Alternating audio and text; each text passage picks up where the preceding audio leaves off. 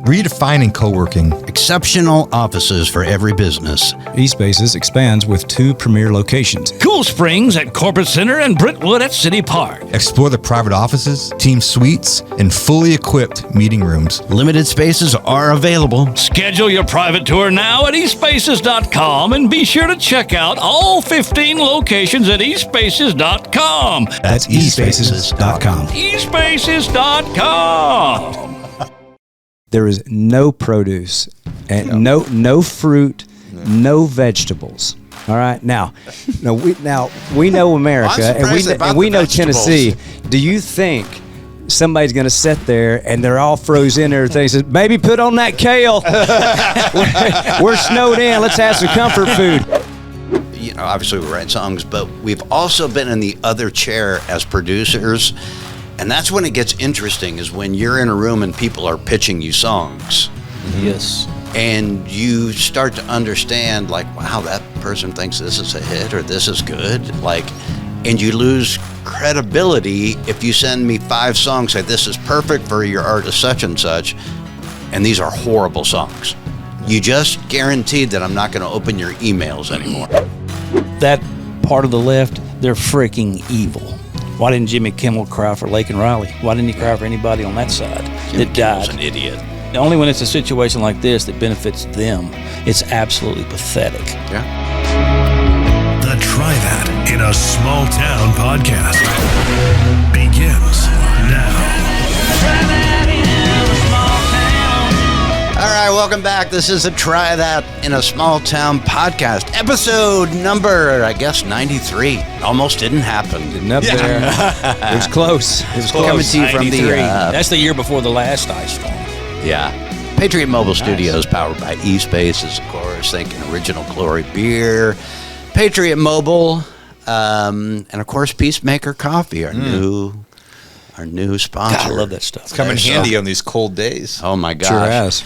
Yeah, so it's been a heck of a week. Nashville, we kind of alluded to it last week that there was going to be a big storm.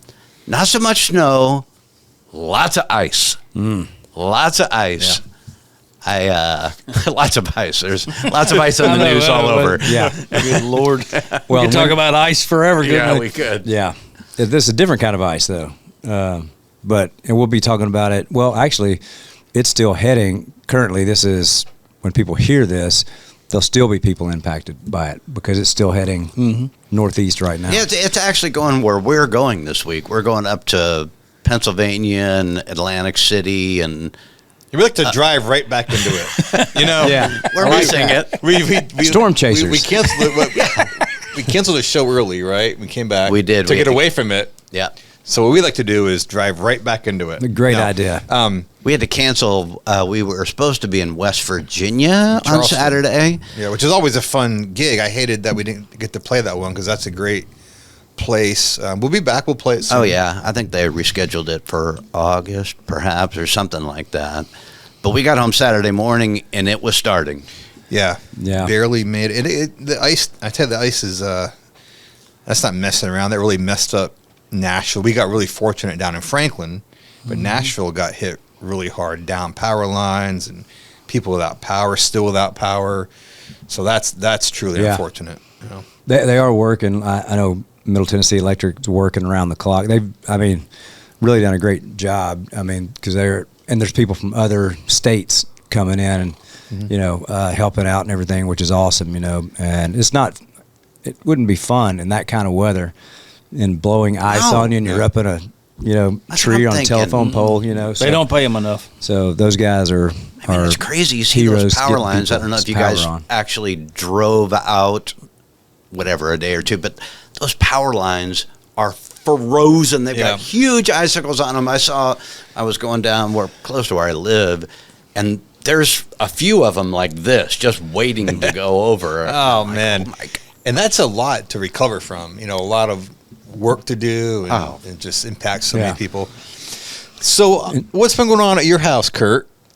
Well, I can't wait to get into it. Let's talk a little individually how we've personally been impacted. Okay, let's start with you guys because mine could take the whole episode. And I think it's important. I think it's important that it does because I was telling Neil, God, how many years? We got 30 years at this point. I don't know. I'm losing track, but it's been. I've barely heard from you, and I know something's going on at the house. Like something's broken, or so you're dealing with something. Well, a lot of it was probably more worry that more stuff was going to happen. But I did get a few things back to back. I'm just like, wow. That's how it happens. Yeah, it does. You got to work out the kinks early. Yeah. Go ahead and get the kinks out of the way. And that's the thing. We just kind of moved into the house not long ago, so. We feel like we bought the Money Pit. That's a movie from way back, Tom Hanks to buy the movie. Well, that's what always happens though when you buy. It's that's what happens. You buy something like a house, and you go through the inspection. Looking good. You accept the things that you think you might need to do down the road. You're exactly. And all of a sudden, the road shortens into right after you buy it. Well, but usually the second or third owner wins, because if you've had good owners before, they've fixed all the stuff. So that's what I was thinking. We bought a house. I don't want to get too specifics, but it was a one-owner house, and I'm thinking, this guy kept this house immaculate. Yeah. He got everything, and I don't think that was the case. Maybe he's out of town a lot. Sounds like the second owner is going to be the one improving the house. Yeah, the owner after you, if you ever sell it, maybe he's going to get. Did you have frozen pipes? So nothing burst, and I did have power. So it's like I feel like these are more inconveniences than anything. Yeah. So we had power. That was great. Although I did go get a generator. I know. Another thing you're talking How'd you find one, dude? So everything is sold out. By the way, early. This is my people are dipshittiest. I'll just move it into here. People that go to Lowe's on Saturday for the ice storm. You have any generators? do you possibly have any kerosene by chance? And do you have any propane? No. So I'm the idiot. Anyway, I found one. I can't believe it. I can't either. They just got a new shipment in. Anyway, where was I? Well, but we were on your issues. But if you back up, but the thing is, you bought the house and then you got into it. Remember, you had that little. Was it a little gas leak you had? It was a big gas leak when you first bought it. Yeah. This is like a month ago or so. Yeah. And you got through that. Yeah. And didn't you have to go to like a hotel for a couple of days or something? Mm-hmm. Yeah. So you get through that. Omni. And there was, I'm trying to think what else happened right when we got in, but the sump pump went down also. I was like, this is awesome. Anyway, I can't even get into everything because it's boring. But I think, let's see, I had 2 HVACs go down. Oh, when I first got home, my dog had to go to the hospital. This is during the ice storm. Right off the bus. God. Right off the bus. Oh. Okay. Tremors, bad time. I'm like, oh, okay, I'll get you to the hospital, I think. Anyway, that happened. My son went down with the flu. 2 HVACs down, frozen water spigot that they had to shut off the pipes to shut the water down. Of course, it's the coldest day of the year. They turn it back on. My hot water heater explodes. Sediment all over, so the pipes are just all brown, all of your water. What was the other one? What was the sheetrock coming through the vents? The dust. That doesn't sound good.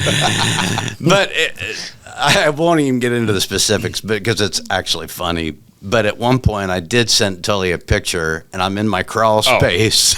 So I'm in my crawl space, and I'm like, I'm a musician. What am I doing here? He sent me this picture, and I was sitting down. I immediately stood up and called him. I said, "Get out of the crawl space. You don't know what you're doing. What are you doing?" And he's like, "Yeah, man. The guy can't come over until tomorrow, but he's like FaceTiming me, telling me what to do." I said, "Get out of the crawl space." Yeah, he says it's super easy, and I'm like, "Easy for you or for me?" No, man. I told him, I said, so I'm down in the crawl space with my tools. I said, your tools. You have tools? He's got a Phillips screwdriver and a toy hammer. I would have been rooting you on. I would have not done what Tully did. This is for safety. I know, but I would have rooted him on. Let him be a man for a minute. Protecting his family. And by the way, my wife had the same reaction as you. She was like, do not go in the crawl space. See, he's protecting his family by not going down there. You might be right. Maybe. I guess when I was done, I was like, don't even turn it on. Yeah, I mean, I said, get out of there. I said, look, you're fine. We don't need to be down there. Write songs. We're musicians. Like, don't touch that unit. Yeah, but too we many did have wires. 2 HVACs down. It was a little cold in there, but like I said, we had power. It was just one thing after another. I'm telling you, I actually had to write it down because it was comical. And here you are. That's a lot. And mostly inconveniences. It's just when it happens, Yeah. and it's during an ice storm, and nobody can come over and help. You're like, There's a lot more people that got a lot worse than we do. 100%. Oh, my and God. we know a I've lot seen of them. them. You guys know a lot of them. Yeah, Were I you think- guys affected at all? I think, well, I was just, Tully, we're going to go in order, I think. Didn't a breaker just pop on you and you lost power to your popcorn machine in the media room? No, we got very fortunate where we live. We just, I don't even want to. We just lost internet for a couple hours. So Internet's a big but deal. it was during a game. Well, I know, but it was during the Patriots game. But though. I was able to watch it on my phone Right. to get through that first half. We can go to the Patriots game. Thank God for Patriot Mobile. Patriot. Amen. Felt really bad though we have a lot of friends that were in Nashville who were freezing and getting through it. It's not getting through a nice storm. Where I'm from, where I grew up, they're major ice storms and they're crippling. So when Nashville in Davidson County, when that happens, the way the power lines are, it's a lot of people just in rough shape. So felt very fortunate. And I do have to say though, let's fast forward just real quick so I can touch on the Patriots victory before we go back to their storm. Big victory, going to the Super Bowl. Mike Vrabel, Drake May. Priorities. I know people are suffering. Let's talk about the Patriots. People are suffering. People are suffering, but we have to touch on it because I know we got a lot to get to, but Patriots going to the Super Bowl. Very excited. Tough game up there in Denver. Stidham worked his way right out of the NFL. That'll be good. Thank you for that. I can't believe he was in the NFL. I mean, he came out okay. He got that one lucky pass, and then he just threw up to end the game that kind of way underthrown ball that Gonzalez picked off. So anyway, I didn't get to see much of it. I know. Sorry, Kurt. I don't like to. And that's another thing. While the game's going on, usually we're texting, and it's crickets on the phone. I was like, this isn't good. This seems like more than an HVAC. Something, because I know Levi was sick. I'm like, oh, I hope it, and the dog's sick. I'm like, what's happening over there at Allison's house? So, but when I wasn't getting updates about the game, some back and forth, no shit talking going on. I'm like, But yes, congrats to the Patriots. yeah, well, So you had a real rough time there, Tully. we got through it. We were praying for you. I know. There for a while. It's touch and go. Well, I mean, we actually, Jack Sizemore and Jay Jackson, 2 other band guys, they made it south after the bus got home. They just beat it. They made it home, and I think Jack texted us and goes, "I'm praying for you guys," and I'm like, "I'm fine." Yeah. I'm sitting here. Thanks. Yeah, thanks for the prayers, but You mean for the game? yeah, for the Pats. Thanks. I hope Thanks, the they're Patriots win winning. too. Yeah. No, very fortunate and lucky, obviously, but feel for our friends in Nashville for sure. It's going to be out for a minute. I'm sure it still is. So, Yeah, Tennessee to the point yesterday, I guess, was the most impacted as far as power outages and stuff like that. Oh, really? Of course, we're not expecting a lot of winter storms like that, but then and like Tully was alluding to, like in West Nashville and downtown, maybe all those big trees and stuff that are just down. It's just 100-year-old trees. It just looks like a war zone, and all the pedal taverns frozen over. Yeah, nobody's pedaling. Nobody's. Poor You can't bachelorettes. pedal fast enough to warm that thing cold, up. Yeah, cold as ice. But anyway, and there's been a lot of people that we were lucky also to maintain power. Like every morning we woke up, we had power. It's like, yes, thank you, Lord. So. What was your plan? What's your guys' plan if you didn't have power? I would have. Well, my plan was I would have remained because there's a lot of people I know that their power went out and they left and they went to hotel. I wouldn't be able to do that because I'd be thinking I can't leave my house for 3, 4, 5 days, and I wouldn't know if a pipe burst. I couldn't turn the water off, and you come back and so I wouldn't have been able to leave. Yeah, you just put clothes on and you. Yeah, and that said, it didn't go out of my house, and I did have some co-writes this week, and everybody canceled. But it's for the first time we were getting cancellations for legitimate reasons from songwriters. But hey, I got to reschedule. Yeah, but this one guy, Braden Jameson, he's a new artist. His house was down to 30 degrees on the morning, my morning we were gosh. supposed to write, and so he ended up going to Seagull, his publishing company, and staying at their writer's house, which they were able to do that, which is cool. They probably had a great time down there. Probably like 10 writers staying down there and 30 writing hits. degrees 30 in the degrees house? inside. So That sounds like a poorly insulated house. and I don't know if it was. Well, I mean, he was in Brentwood. Was there a which is roof on that house? I mean, that's That's cold what he to said. get down. That's what he said. That's cold. That's cold. really cold. Yeah. So Close the doors. Let's get out of the house. No, that's I get rough. people not wanting to leave their houses, though. I mean, because we offered up, come to our house. Yeah. We got heat. We didn't lose power Yeah. or anything. But nobody would. They were gonna hunker down and ride it out. That's kind of what we thought Yeah. too. It's like you don't want to leave, especially with the pipes was the big thing. It's like, man, it's a real thing. that's my biggest concern is that Me when too. freezing. Yeah. Me too. But yeah, we would have stayed too. Yeah, and then some people, and if you have a gas stove, if you have a gas fireplace, that helps a bunch. Especially if you got a small room, it can heat it up pretty good. But a lot of people don't have that. Right. And so they can't cook anything, and they can't stay warm. So it's really, really awful for a lot of people. But I was trying to get here today, which for us it's the 27th when we recorded this, but I couldn't get out because my wife had told me, said, "Hey, we need to leave one of the cars up at the top of the driveway." And I said, "Yeah, we got a guy. You said you got a guy coming to to do the driveway. Like it was like $100. It was in the neighborhood. It's like, and he was going to do a bunch of them. So I parked the cars in the garage. I said, well, I don't want anybody to come around the corner and run into me like they did last year. And then you got an insurance thing, and it's freezing out there. So anyway, I parked them both in the garage, and she wasn't real happy with it because the guy canceled. Of course, he said, "Yeah, I can't get out there to do the driveways, because of all the snow and ice." I said, that's what you do for a living. That's your business. How can you not? So anyway, today I was talking about being underprepared, and you're talking about going to getting your generator, which you got really lucky, going to Home Depot and stuff like that, and all that frenzy. I ended up buying this heater that would run on kerosene or diesel. I think this would be great. I could run this outside. I could get my AC units or pool equipment or whatever, keep everything going. But then I realized, they don't sell any gas cans. I don't have any gas cans, and so those were all out. But anyway, so I was underprepared, and I chipped off my whole driveway with what a big T-square is. Like it's it's like a metal long yardstick with a T at the top. You cut wood and stuff like that and get straight lines. Anyway, it's 2 inches wide, and so with that 2-inch shovel. And it only took me 3.5 hours. Oh my as hard as I could God. go. You know what you should to do? get 2 strips up there. I measured exactly where my Tahoe tires were, and I said, "All right, here's what I'm going to do." You know what you should put do? 2 strips up. My there. next door neighbor, Ken, he's like the best neighbor because he's always got everything squared up, like everything you need fixed or anything. He's one of those guys.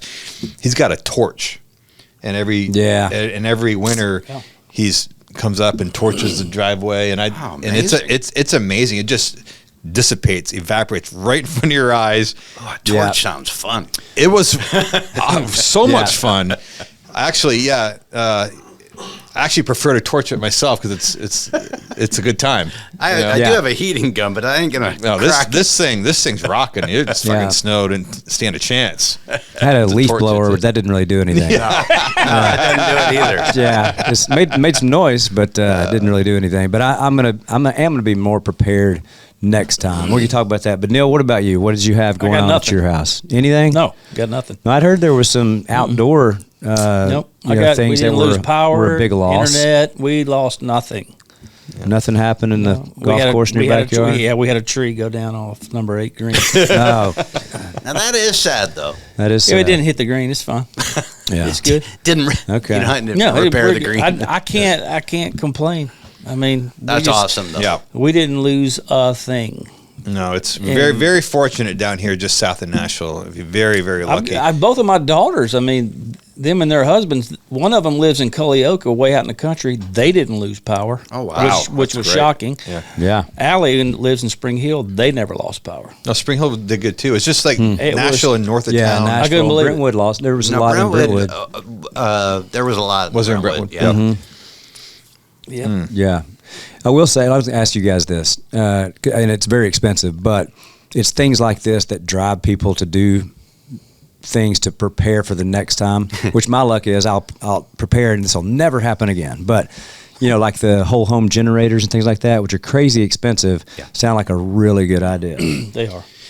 I think for me, and it drives people crazy, and my wife, but like, I grew up in this weather, so like I never really worry about it. I'm like, well, the power goes out, we'll just stay warm until it comes back on. Mm-hmm. You know what I mean? It's like I don't really get, which isn't the best way to handle it, because when things in the South happen like that, it's no one's prepared for it. So it's like when the roads get icy and snowy, there's only a couple sanders and trucks that actually, can. How much does help. How much does this kind of weather affect the rest of the country? Like ice storms, like bad, like where ice storms are bad. Where it looks period. like a tornado came through. Ice storms up where I'm from. When they happen, it's on a large scale, and it changes. One that came through home in probably, I think it was '96 or something. I went home to visit Christmas that year after moving to Nashville. So I got trapped up there for like 2.5 weeks because a major one came through, and it changes the whole landscape. Yeah. Changed the whole to this day. It looks different because of that ice storm. So ice storms are bad. Period. Yeah. Where you can snow all you want. Yeah, Ice. It just sucks. It just it does a lot of damage. So hate it for our friends in Nashville. Really do. But you're right. It does happen here mostly because we live in that temperature it's range. That Gulf air coming up and beating that Arctic blast that's coming down, you don't know what you're going to get. It's going to happen again. Yeah. I hope it doesn't happen for a long, long time, but it's going to happen again. Yeah. And I do got to ask one more question about a television thing. Did you guys watch the dude climb the tower? So I actually did. That was the one thing that I've watched on TV this week. Did you guys see this? I didn't see it. I've seen the advertisement for it. So that guy, Skyscraper on Netflix. Alex Honnold, I believe his name is. Yeah. So I first saw this guy. He did a show called Free Solo, and it came out a few years ago on Netflix, where he free soloed El Cap in Yosemite. Mm-hmm. Free solo means you're climbing it, no ropes, no safety gear, dude, literally climbing it. And I watched it years ago and was like in awe of this guy. Well, he went and climbed the skyscraper. Guy, Jim, what's the name of it? Taiwan. Skyscraper Live. I know, but what's the name of the building? The name of the building? It was Taipei. Taipei. It was in Taipei 101, yeah. Scaled the skyscraper, no ropes, free soloed it. Unbelievable. This guy is like, it's crazy. If you get it, watch Free Solo on Netflix, and then watch, if you haven't watched the skyscraper thing, watch it. And what's great is there's a bunch of Instagram stuff now the last few days, because he did this on, what night was this? I can't remember. Just 3 nights ago, 4 nights ago. Jim, what night was it, buddy? It was like 2 or 3 days. 24. Because we were on the road, and he was supposed to do it, and the weather was bad, so they bumped it back. So it was the night we got home early. So it was Saturday night, maybe. Something like that. Anyway, amazing. But if you get a chance to watch Free Solo or that, do it. This guy's crazy. He's just built different. Like no ropes, nothing. Watch the Free Solo thing first, where he does El Cap, because it's unbelievable. That's crazy. It's unbelievable. Yeah, when you see it, it's literally crazy. And there's people on Instagram now that they're trying to go to that skyscraper and get up, do it, the first floor. They can't even make it up. Like either, I mean, you can't. But watching him do this, you guys should watch both of those, and all you listeners out there, this guy's blow your mind. So, let's do this real quick. Let's while we got a little pause, let's take a small break. Let's hear from our sponsors, our awesome sponsors at Patriot Mobile, Original Glory, eSpaces, and of course Peacemaker Coffee, the new one. Ooh, we love it. We'll be right back. Let's try that Small Town Podcast. You know what goes great with small town stories?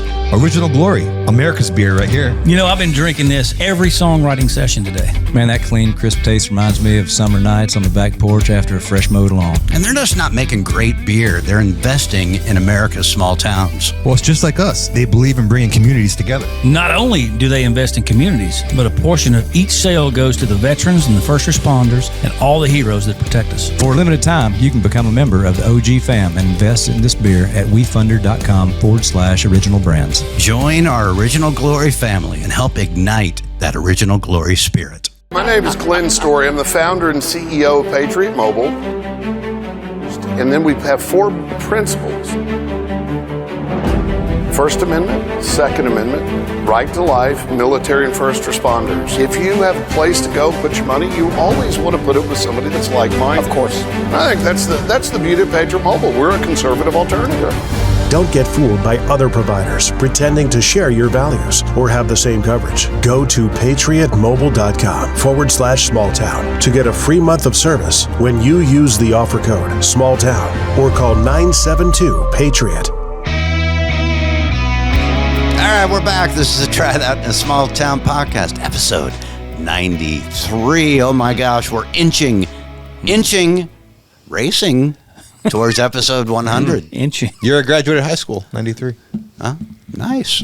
Yeah, Very nice. Moved to How Nashville in coincidental. 93. You did? You moved to Nashville? What else happened in 93? Neil, you got something? I got nothing, man. I got nothing either. I didn't lose power. I can't remember. I can't remember I got 93. That's a long time ago, 93, dude. 93. Was that the year I got married? No. No. No, it wasn't. It wasn't. I know that. 91. Pressing on. No. Why did I even say that? I don't know. Jim, edit that. No, I'm kidding. Jeez. Hey, so we've been calling out our listeners because part of the reason we started this podcast was the message of the song, helping out your neighbor. So we've been asking for small town stories from our listeners, and no one has done it. Crickets. We had this mug here that is signed. I don't know where the camera is, right there. Authentic. Raised upright. I think Neil drank out of this and we didn't wash it. So you get that. You get a little extra DNA. Still has his what I drank chapstick there. on it. Yeah. Some deer juice in there. Lipstick still on there. Anyway, That's it has been post-COVID. brought to our attention. We have our first story that I think somebody did on the YouTube comments. By the way, good job on the comments, everybody. That's awesome. Keep them coming. Anyway, who is it that gave us the comment, and who wins this mug? It is Matt Jones 3069 on YouTube. Matt Jones, 3069. I like that name. That's a good first cup getter. Yeah. Yeah. Okay, so we better see what the story is first. Yeah. It says small town story, and we do live in a small town. Doesn't say where, so I did ask, hey, great story, what town? Yeah. Feat of strength by my 11-year-old stepson while cutting down a large tree a few months ago. A huge section of the tree trunk fell on my fiance's dad's leg and had him pinned down and twisted. She and I were gone hauling off a load of wood. When we get back, we learned that her 11-year-old son picked up the trunk and moved it off of his grandpa's leg. I tried picking up the tree trunk, and I couldn't budge it. I'm still blown away that this happened. I'm very proud of this young man for acting so quickly and doing what he did, which I still cannot explain. That's amazing. Wow. Just That's like great. Just like Superman. You know, did you ever hear like some people when they get in situations like that, they find some weird kind of strength to do stuff like that? Yeah. Yep. Adrenaline. Adrenaline and pick cars up and stuff, It's you know. an 11-year-old kid. I know it. I think the mug should go to the kid. I was about to say, maybe Yeah. not the mug, but we got to send the kid something. Yeah. I mean, I don't know if he's maybe the drinking Patriot- Coffee. Maybe he is. You can have hot chocolate. Maybe. Let's sign the Patriots helmet and send it to him. I don't think. that's a good idea. This is from Gillette Stadium. But Matt Jones, 3069. Yep. Thank you for sending that. That's an amazing. That's what I'm talking about. Yep. That's what we're Yeah. wanting to hear. It doesn't That's have good to old be, small town brute strength. Way to go, Matt. Way to go, Matt. Way to go, Matt. Yeah, we're going to send you a mug, and if we can do something for your, was it his stepson? Stepson. Okay, yeah, if we Wow. can do something for him too, that's incredible. That's what I'm talking about. Yes, raised Yes. up Wow. right. Raised Yes. up right. That's a good first one. That's a good first story. So far, they're in the lead for the year because at the end of the year, the best story wins something bigger than the cup. We just don't know what it is yet. Could be monetary. It's going to be good. Could be a helmet. We don't know. But you're in the lead, Matt. You're in the lead. Yeah, I can't get enough of those stories. Absolutely. You know, that's been good. People have been good on the comments, I think, lately. It's nice to see people engaging, and we got to be better, of course, at reading some of those comments because they have been great. They've been great. Anyway, thanks, Matt. That's been awesome. Awesome. That's fantastic. Can't get enough of those. No. Shoot, where are we going, Well, guys? should we move on to what started out as, things that we think people do that are stupid? It was stupid idiots. Now it's stupid shitiots. No, that's shitiots now. S-H-I-D. This segment is mounting up. There's a pile of them. All right. Those are good, too. And speaking of comments, you have those. Yeah, and those are fun. Do you have one to start us off with? Okay. Jimmy Kimmel? Can I say that? I mean, I want to take credit for one thing before we go to dipshitiots. The Patriots? I do want to take credit. I want to take credit for bringing to attention. I think I changed the game in the tipping. People are agreeing with me on tipping. Wow. Okay. Go. No, I'm just saying. Yeah. Well, next time, bring up a topic before we bring up a topic. That'd be great. Listen. Seriously, before we go too far, the tipping controversy. I think I kind of brought it to attention. I think people are coming over to my side of the fence on it. You've had some good comments on it. Yeah. I think most people, crazily enough, oddly enough, they agreed with me. I thought I'd take some. Most people agree with you. Anyway, I feel pretty good about that. So I've read a couple of his comments, and some people, like you, are losing small pieces of their heart. You are making a difference. I am making a difference for sure. No more reckless tipping. No, it's the snow and the ice that's got people all messed up and not in the giving spirit. Yeah, it's what it is. Yeah, I don't know. Maybe call it what you want. We're going to have a lot of alcoholics in Tennessee this year. This year? Yeah. Why is it different? There'll be more because of the weather. Oh, okay. So I forgot, what were you asking? More babies, too, probably. Probably so. What were you asking before we went back to tipping? Oh, we were talking about the stupid shitiots. We were going to see if we had any of those for this week. And, Neil, you were going to start us Jimmy off Kimmel. with... That's all I got to say. Just in general? Just in general, yeah. Okay. I think he cried again. Oh, yeah, he cried again. I think he cried again. Yeah. Why did he cry? For Minnesota. Yep. Yep. Well, yeah. Truly, I'll say this, though. Terrible images. I hate it.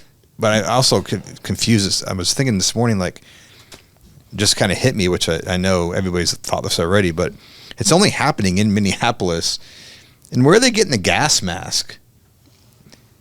I don't, actually, I haven't. Seriously, where are they getting the? But I hate it. But it is pretty upsetting. It's Americans. And this is America. It's pretty ridiculous. Pretty dark images, and I don't like any of it. I don't know what's happening, and the tensions are so high that bad things are happening. And another guy got killed, and I don't even kind of lost in the story of all that and how that unfolded, and what they decided and how that happened. If he pulled the guy, I don't even know. I've been. Yeah. Does anyone know?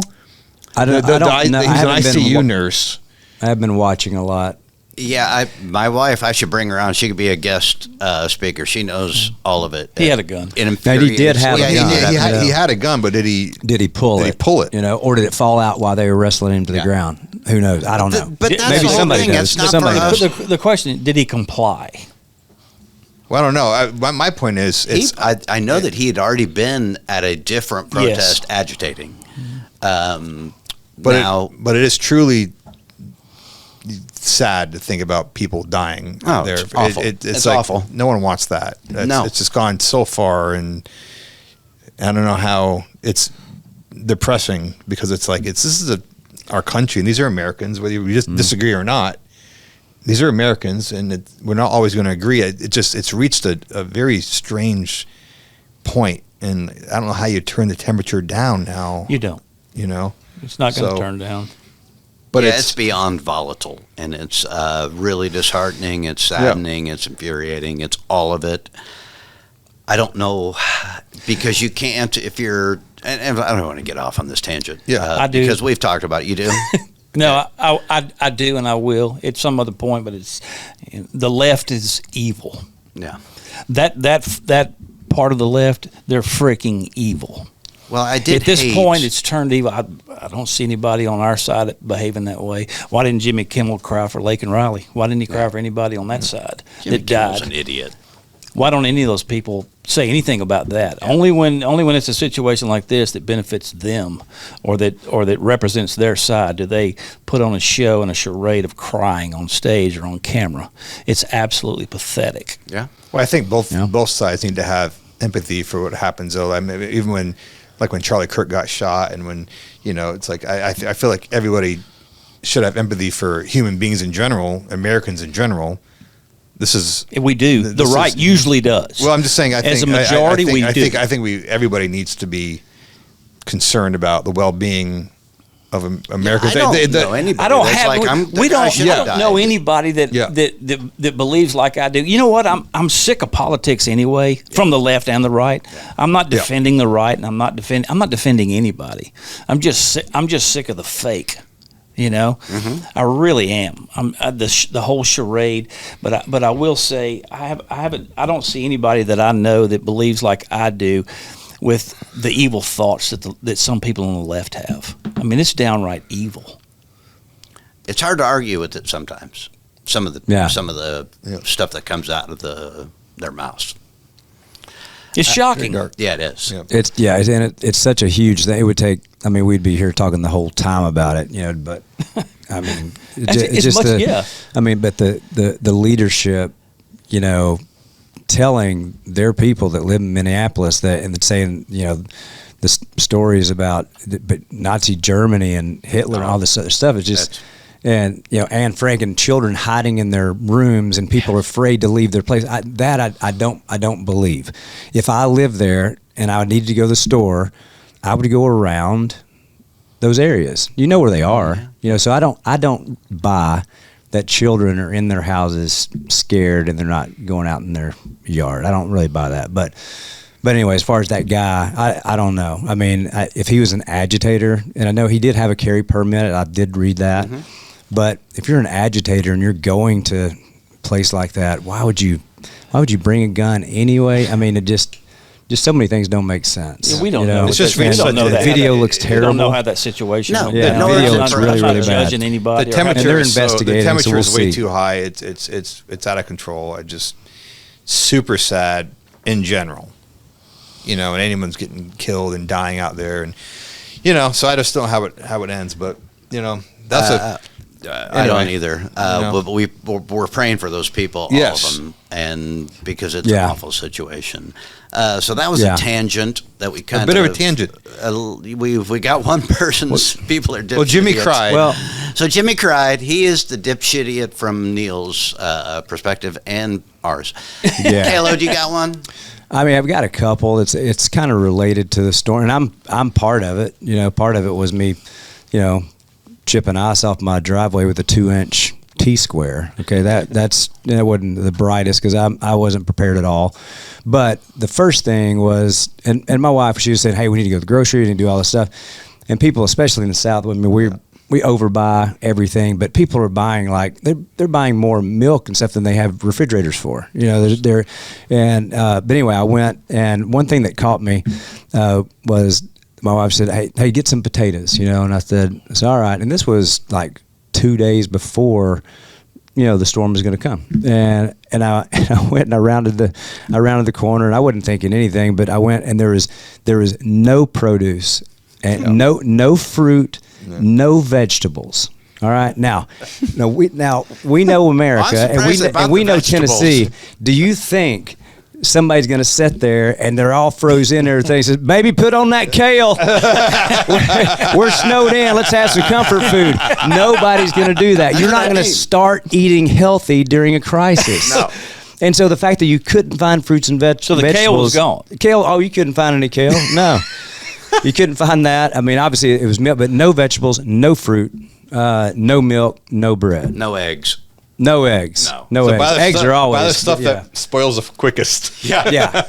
Yeah, but it was just amazing to me. It's like for a month. Yeah. Oh well, during COVID, the first thing that went was the toilet paper. Well, they were buying a lot of toilet paper too. It seemed like the food would went first. Toilet paper. Yeah, It kept compounding itself. Yeah. See, the problem is they just didn't grow up poor where they didn't know you can use newspaper as toilet paper. So they had a whole bunch of other options. Hold on, you guys use toilet paper? No. Yeah. Just kidding. They're gonna go. You got to go. Somebody put it out there. You guys ever used a bidet? You got to go a lot. You ever used a bidet? I've not. Took me. I've not. Yeah, I actually have. But I've heard great figure things. out what it was when I first went to Europe years and years ago. Whoa. Anyway, I do have an outlet for one in case we ever decide to get one, but I haven't got one. Don't use that as a faucet. No, it's not a water fountain. It's not a drinking. It's not for drinking. Kayla, y'all should have been fine though. I mean, you've got like rations in the garage. I mean, you got boxes. Kayla I do have years and years of food, right? Hold on. I do have a little bit of survival MREs, food. what do you got? Yeah, they're kind of like it lasts for like Doomsday 5-10 prepper, right? years. It's like military stuff. I mean, I've got a lot of water. Like every now and then, if we're gonna get water, I'll get 2 or 3, and then I'll put them different places in the house. Because water's important, obviously, but I don't stock up on toilet paper and stuff, but like food, things like that, because just like the storm, at some point our power grid could go out for some reason, you won't have something, just in case. I've never had to use it, and it's almost time for me to have to rebuy it again, but I probably will rebuy it. Well, that's good for you. Doomsday prepper. Yeah. I don't. Do you have like a panic room when you built in your house? No, we don't even have. Awesome. I wish we did. Yeah, I would. Yeah, it's my man cave, my panic room. That's my. I just panic someone's going to come in there and bother me when I'm in there. Are you guys loaded up? I mean, do you have like guns and ammo and stuff? Mm-hmm. I don't have enough. Sweatshirt. I have a bunch of guitars. That's as close to a gun as you've got, right? I have a bunch there. of bass as guitars. far as like ammo and all that, yeah. Yeah. What'd you say? I got a bunch of bass guitars. Yeah, it's my. I got weapons. They're just yeah. I know who's coming to my house when it, dude. when I'm it hits coming the over. fan. The other idiot thing I noticed in this would be mine, I guess, would be coming from up north, growing up there. Trust me when I tell you, if there's ice on the roads, you can't drive on them. So those of you who tried to drive on the icy roads and end up in the ditch, that's what happens. Don't drive on the roads when there's pure ice. If there's no sand or salt, you don't stand a chance. You don't stand a chance anyway, so stop it. Because it's the first thing I noticed, turn on the news, people are spinning. What do you think is going to happen? Into a pole, yeah. Yeah, it's at that point, it's not the pole's fault. So it's like, just don't drive on the icy roads. Well, but what if you have 4-wheel drive? Doesn't matter. That's the point. I know. Just because it's 4-wheel drive, all-wheel drive, it's ice, guys. It's so ice. I'm sure you did, and this is a little different, but I grew up in Iowa where it gets cold and stays cold for a long time. And there would be guys that would take their cars on the ponds. Of course. And spin out and drive. And it was like, that's stupid too. I don't know anybody that actually crashed through, but those things have been frozen for months. Up home, they stay frozen. I mean, a lot of ice fishing up home, so guys drive their huge trucks out there, and that's part of the fun of being up there in the winter. Makes it go by quick. But but down here, guys, just you can't drive on ice. It's not going to work. They're going to keep doing it. It doesn't matter what you say. And this is going to happen again. They're going to do the same stupid shit again. And this is one. The same dude's going to wind up in the same ditch again. It's never going to change. This is one segment we're never going to run out of things. I don't think. So good. Yeah. No. It's my favorite segment. On our 200th episode, fun. we're going to have fresh content on this portion of it. And again, listeners, we want to feature yours too, so make sure you comment, because whether it's in the Instagram story or the YouTube or any of the chats, do that. I have so many coming to my mind right now. Yeah. You want a freebie? No, because it doesn't go with our theme of ice and cold. Yeah. It goes with our theme of songwriting, which... That's all right. Throw it out there. Yeah, what is it? I will have 2 then. Well, you could save it. You can save it next week, or you can throw it out. Here's one for you songwriters. This ought to be good. I know. I love it. I can't wait. Not every song you write's a smash. What? So when you send a song and you say, wrote a smash, probably not. Did you? be really cautious with the fire emojis and the smash of the week, and this is a smash. They got to build it up. What about the money bags? They got to build it up. Money bags. They got to build it up. Pick your area with that, young songwriters. Not every song you write's a smash. Most of them aren't. Ours are, of course. So when we send something, it's a smash. But tip for young songwriters: don't send the fire emojis. This is a hit. Probably not. It's not. So you've been getting those. Never stops. Like from your writers? Or just from people pitching you songs? Yeah. Isn't Neil one of your writers? Yeah, Neil. Yeah, I don't give it. You don't send emojis anyway. They're all. That's what I mean. They're. It's going to be great. I put you're an idiot if you're a dipshitted if you don't cut this. You see, Neil, emojis are these little picture things like you can send on your phone as adjectives and to accent your feelings and emotions. Oh, you don't type out the word fire? Now you can type out the word fire to get the fire emoji. That's what I do. Not on the fire, but if I'm looking for an emoji, I type it out. Yes. It comes up. Yes, it comes up. But you know what I mean. I know exactly what you're talking about. It's not a hit or it's not a smash until an artist cuts it and it goes up the chart. I understand. There's a guy in town. Listen, I understand their approach, though. I get it. They believe in what they do and they're trying to sell it. I get it, even though it may be a piece of dung. I don't think you can be a good songwriter till you can accept when you don't write a good song. So there's this guy in town. Publisher guy, won't name names, but he used to. I'm about to name names. I don't really care. I still get the emails, or did I opt out? I might have opted out, but it was always like Smashola of the week. Yes. Smashola of the week. And I'm sorry if he's listening, you'll know who it is, but don't send that. Don't send the Smashola of the week. It's not. It's not. Why'd you turn it in? Here's the thing, though, and Tully and I, we've been lucky enough, obviously we write songs, but we've also been in the other chair as producers, and that's when it gets interesting, is when you're in a room and people are pitching you songs. Mm-hmm. Yes. And you start to understand, wow, that person thinks this is a hit or this is good, and you lose credibility if you send me 5 songs, say this is perfect for your artist such and such, and these are horrible songs. You just guaranteed that I'm not going to open your emails anymore. Blocked. Well, but sometimes, if I can offer something from the other side. Please do. Yeah, a couple things. Most of the time, the thing we're the most excited about is the thing we just wrote. And then, let's say, for example, we're trying to write something from Aldine, and maybe, hey, they're cutting 2 more things, and they need an up-tempo. So mainly the writers that don't know him personally and don't have the inside of kind of exactly what he's looking for, is you may write something and it sounds reminiscent of a huge Aldine thing, and you say, man, this is him all day, and then you send it, and you guys have already listened to so many things. You don't maybe sometimes know exactly what you're listening for, but you know what it's not. And you hear something and it's completely off of what you're thinking. It may not be a bad song.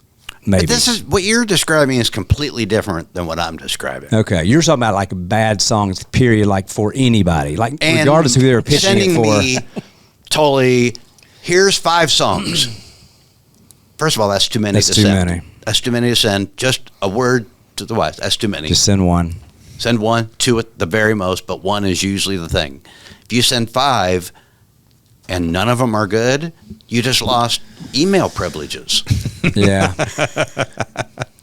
Now, are these coming? Are those? This I'm very interested in this. Is that coming from a plugger, like a song plugger? And that's for people listening out there. If you're not in the industry, just people who pitch songs to artists, and or is it from writers, or both? Both. And the thing is this: I'll say this. Even if I hear a song, and or for someone that we're producing, or someone says, "Hey, you think Jason would like this?" Even if it's not right for so-and-so, if it's a great song, I'll say that's a great song.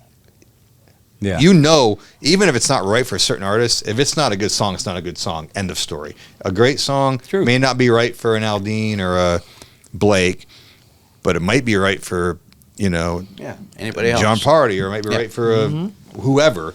But a bad song is it's bad. It's just bad. Like bad melody, bad hook, nothing to it that's special. Those are the ones that you gotta know as a writer. And I think we all do. Like if you're gonna send something, make sure it's you feel really good about it. Yeah. Don't have the blinders on. Yeah. You know? And like you said, send the one song, hey man, this feels like Aldine to me, whatever. Yeah. That's different than getting a bunch of songs that I don't ever build up my songs when I pitch them. That's good. I don't like build that. I I go, here's a new one. That's what I'll say. I don't, but I'm glad when my co-writers send it and they do it. Like, I don't have to do it. I won't build them up. You know, but you're just on the thread. I won't build them up. Because there is a fine line, because you have to, if you just send a song and say here's one y'all might want to listen to, as opposed to if you're really selling it, like you don't want to say, hey, this probably isn't for Aldine, but I just want you guys to listen to it. You know, there's kind of that medium ground, right? Like you got to, I mean, it is a little bit of sales, so you got to push it a little. Well, you don't have to sell it. You don't have to sell it. Some people have to, but I think from the artists that we know, hearing their feedback about it, I don't think they want to try to be sold on it. You're trying too hard of like, oh man, this is that tempo you were looking for. Is it? Right. It better be really, really good. Just let me decide if it's a good song. Yeah. That's what the artist would say. Yeah. Better to send your really quality stuff. Shoot, even Aldine will say that every once in a while. Like, we don't ever say anything to him like, oh my God, this is a hit. But like, say we have said, this is really good, you should check it out. He'll send something like, well, I'll decide if it's good. Right. You know what I mean? I'll be the one to decide. Yeah. Right. Yeah, it's I don't know, I think it's important as a writer, I think, I'm like this with my son. My son writes really cool songs and kind of poppy and cool stuff. And I tell him like, man, that's almost there. It's not, or it's great, or it's. You got to be honest with yourself. How does he take the criticism? Oh, great. Well, that's what you need. Yeah, and that's if a you huge don't have factor. a dad who's gives you constructive criticism, you're setting your son up for failure. Well, because that's and I just believe that like you can't just everything. You got to pick your times, right? The older they get, and it's like you got to be honest. He respects the critique, and because of it, that's good. Because of it, he writes better. Well, it says a lot about him, though. And he's such a unique kid, and what he's doing, he's had to grow up really fast and face life challenges that most 16, 17, 18-year-old kids don't have to. He's in the acting world, so his whole, his successes are wrapped around tons of disappointments as well. I think it's imperative to have your kids go through those disappointments because that's setting them up for 1,000%. That's setting them for success to me.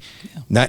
I've never been a fan of the everyone gets a trophy thing. I think critique and honesty goes a lot further, than just saying. I mean, when they're small, look, it's. I'm talking when your kids, as they grow up, you grow into that. You teach them when they're. Failure is the best thing to happen to anybody. I think it's rejection.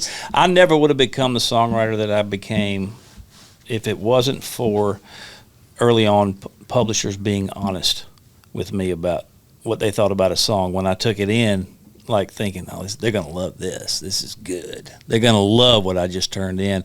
And then all of a sudden it's the complete opposite of what I was expecting from them. See? And I took it, and I would take it wrong at first, but then I'm like, they're right. When you listen to it and break it down, they're right. So you got to go back to the woodshed. You got to go back and get better at what you do. I feel like people have lost that capability. I think honesty is so important. We talk about it all the time. Like, if I'm doing something and it's not quite on par, I want someone to be honest with me. Just tell me the truth. I think people have lost that. I don't think they can take critique anymore. I think they're too sensitive.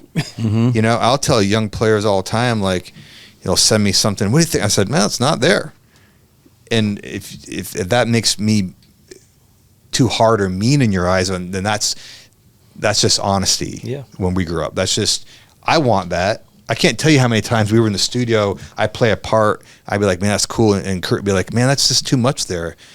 And you know what? You end up, those are the people you can trust the most.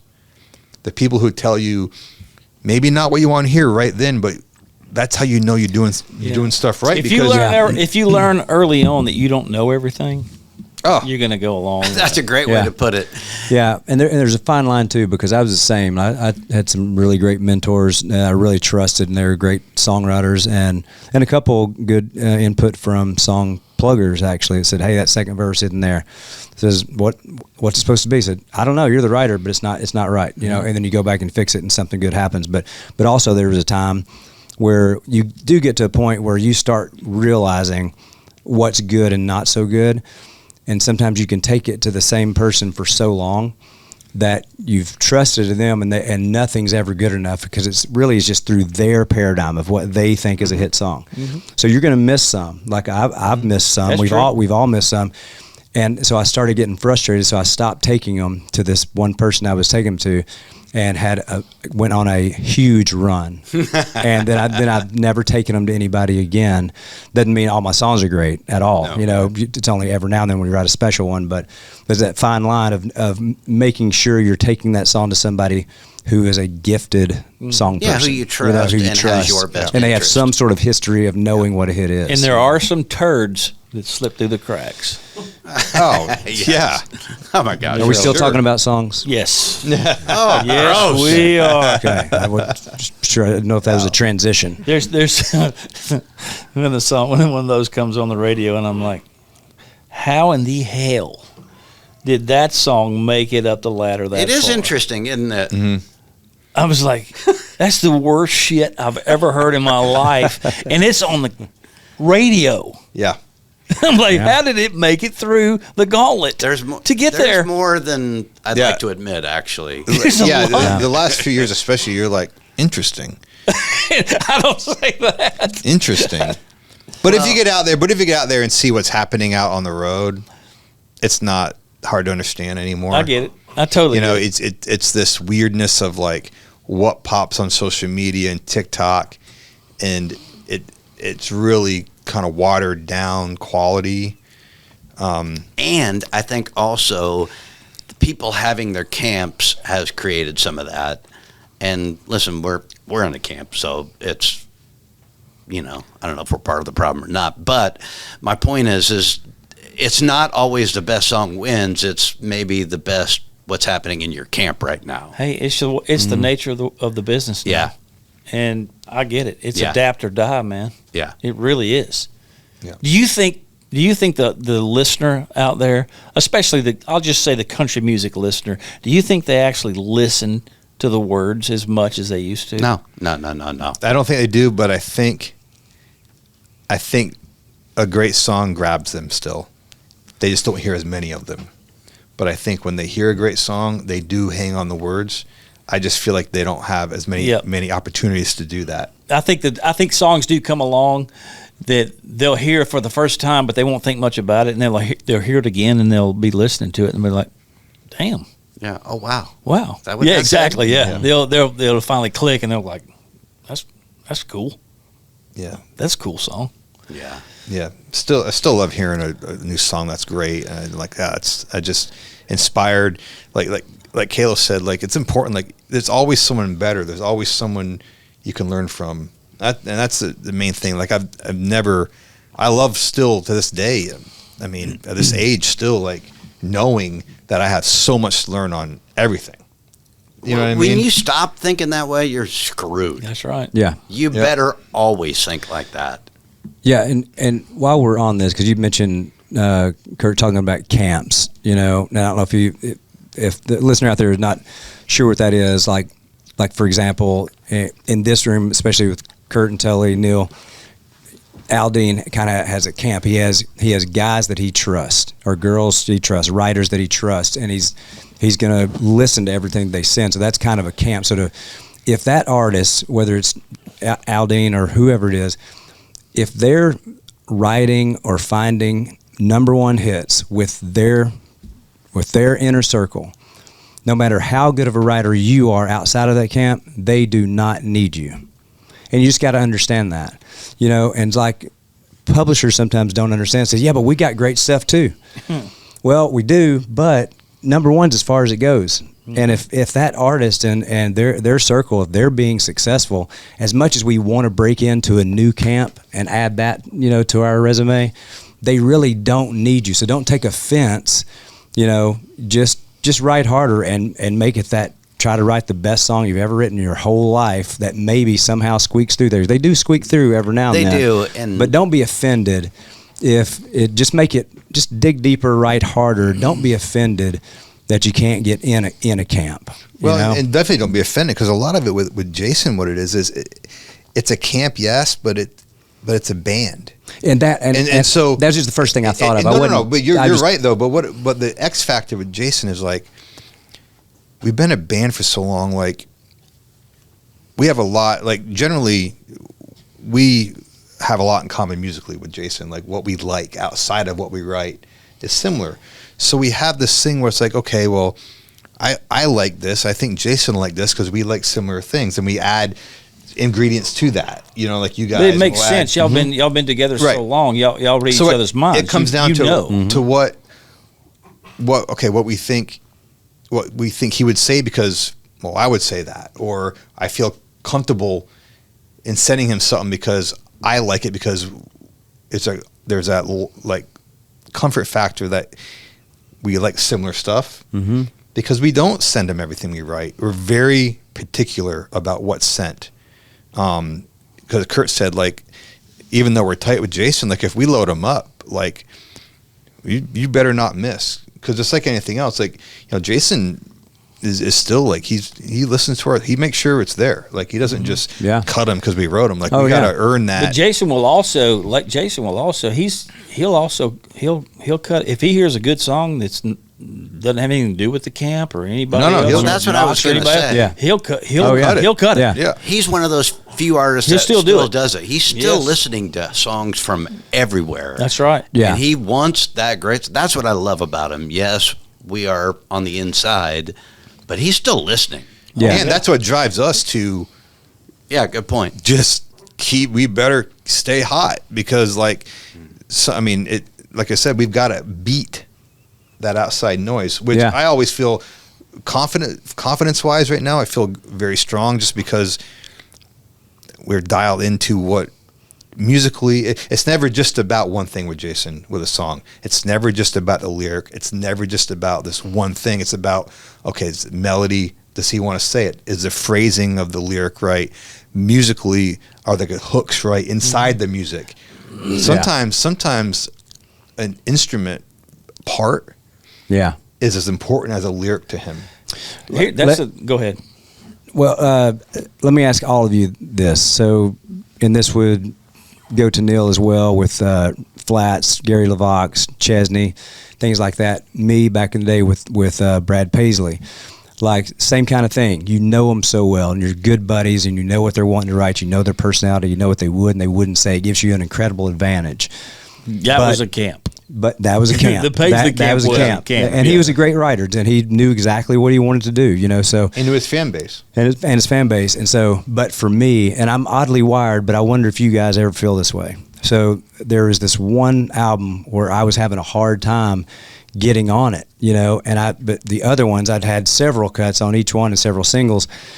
And to me, I would just dig harder and harder. I would drive myself crazy, and I wouldn't leave the farm. All I would think about is Brad Paisley ideas and songs, because to me, if I didn't get all over that album, I would be an embarrassment to my family, to my publisher, makes you great, though, to everybody. So I said, I've got to be all over this thing. And like you said, it's not a gift. He's not going to just say, oh, we're buddies, I'm going to put something on there. It has to light them up. Yeah. That's what makes you great, though. That fire, like, I feel like and I never want to lose that. Like look, it's what keeps everything moving. Like that drive to still write stuff. I think people, for us, it's like never about how can we recreate. It's always like, what can we do now? Different. How do we move on to another musical landscape that's different than what we've done in the last few years? Because you don't want to try to recreate that. You want to try to keep moving forward. So that's always the challenge that we get into as well. Like, what's next? Like, what vibe musically are we going to go to next? You know what I mean? Yeah. So it's And yes is the answer to that question. Yeah.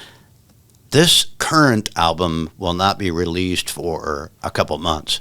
We're already panicking about the next album. Yeah, I get that. Yeah, but I like that. I like not being comfortable in that world, because that's when we push.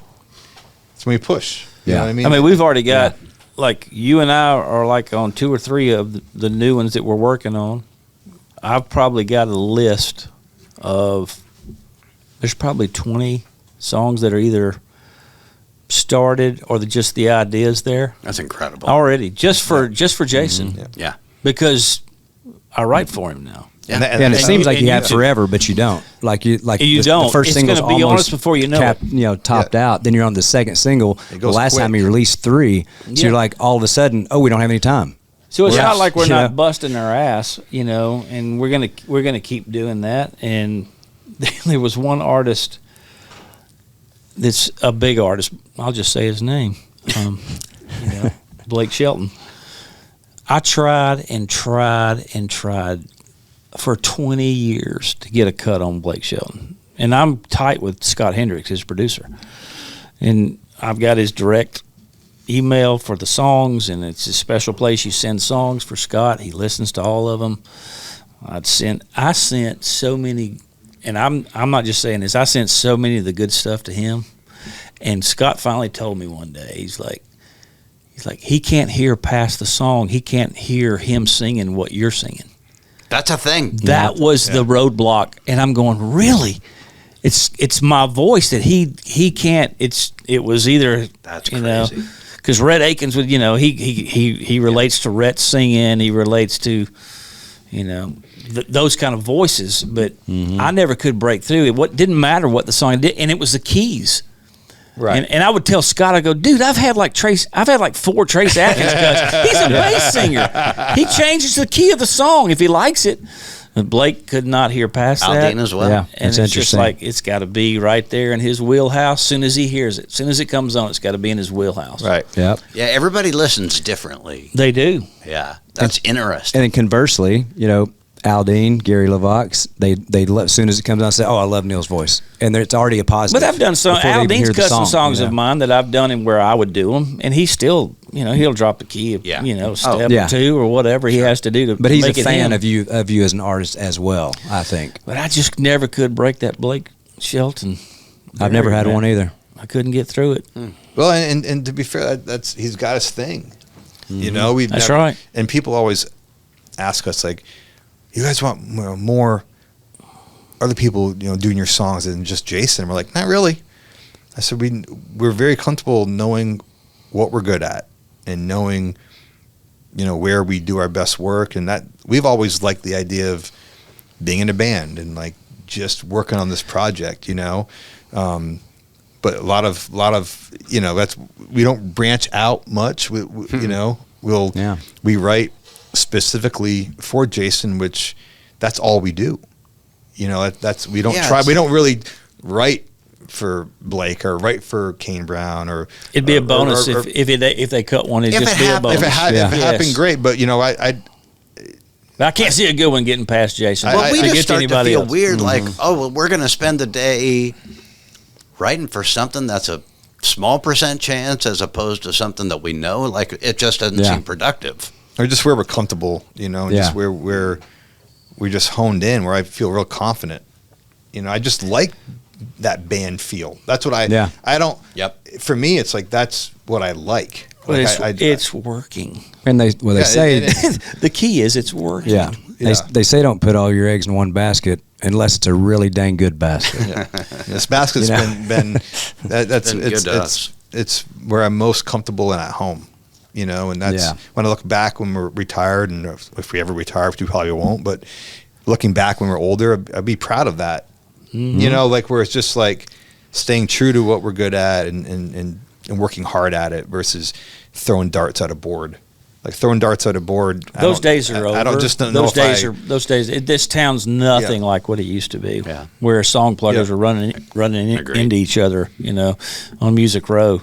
Taking songs here and taking songs there, where it was. What exciting time that was, though. Oh, it was incredible. Yeah. It was incredible. If you got a song on a 10-song album, man, you won the lottery, man. It was great.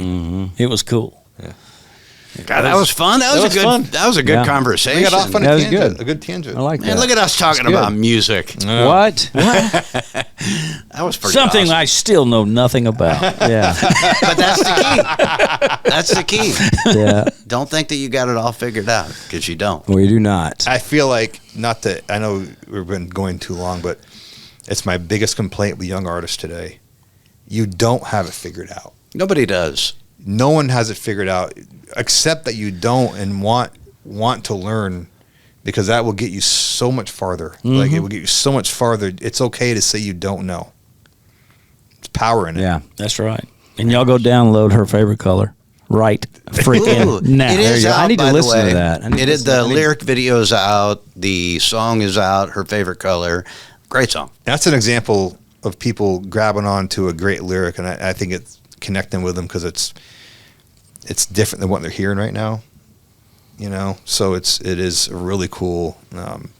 Check it out.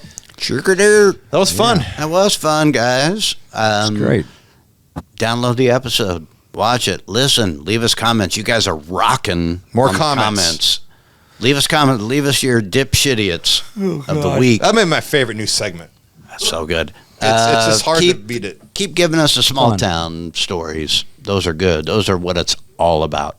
And the dipshitiots too. But the small town stories are great. Please. And hopefully by next time, possibly, we may give the history behind the hits of y'all's out anything. It's in top 5. Where is it this week? 3, I think. It's number 3. So it should be soon going for it. So definitely we want to hear it, because I know nothing about the creation of that song, how y'all came up with it. It's a good story, actually. Looking forward to that one. Yeah. And we do have some great guests, some different guests coming on. I think you guys are going to love. We got some really good ones coming up. So it's going to be a fun couple months. And we're going to be in Australia too. So there's that. When do y'all leave? A couple weeks. We leave on Valentine's Day, right? Or the day before, 13th maybe? Yeah. One of those days that, Boy, talk about saving money. Yeah, you're right. Oh, okay. I'm going to go down. I'm going down to Louisiana this weekend. What are you going to do? What are you going to do? I'm doing some duck hunting down there, and I think Raleigh Green's going to be there. Oh, I'll have him come on. I may try to hit him up to come on. He'll come on, dude. He was on I've never met him, so good. It'll be interesting. Get him to come on. Yeah, love Raleigh. Either that or you guys do a segment down there. Yeah, getting a stand and hey, good example of an artist who's been around for a while, who's discovered his niche. He's crushing it. Good for him. I'm a big fan. Getting a stand and see where he stands. Yeah. I like that. It's called a duck blind, Kalo. Oh, somebody said a stand a minute ago. No, it's duck blind. Yeah, I probably did. If we're deer hunting, if you're deer hunting, it's a stand. Yeah, well, I know that much, yes. All right, okay. I've heard about duck blinds. Okay. Want to thank Original Glory, Patriot Mobile, eSpaces. By the way, there's an ice storm going on, and we're at eSpaces. It's powered up. We got internet. You can do anything you want here. Coffee. It's amazing. A full kitchen. This building is amazing. Love it. Check it out for all your needs. Why don't we live here? It's got a full kitchen, bathroom. Is there a gym? I think there's a gym here. There is? Yeah, is there a gym? I thought yes, there is. We don't have access to it, but also we want to say we are praying for the families that are still impacted by the winter storm and people that are suffering, going through really, really difficult times, losing people and things like that. So just know that we're praying for all you guys. 100%. We've kind of made light a little bit of the whole situation, and sometimes it's good medicine, but absolutely we're thinking about those people. We're praying for them. And all the safety. And, of course, thanking all the responders, those people like you were talking about out all night. Oh, my God, I can't even imagine. Craziness. They've been doing an incredible job. We're thankful we live in this city. That's it. That was a great episode. Yeah, that was fun, guys. Yeah. More comments. Yeah. Can't go wrong. We need an address for the mug, don't we? Yeah, we got to do that. We'll get Jim on it. So for Thrash, hello, TK, I'm Kurt. This has been the Try That in a Small Town podcast. Make sure to follow along, subscribe, share, rate the show, and check out our merch at trythatinasmalltown.com.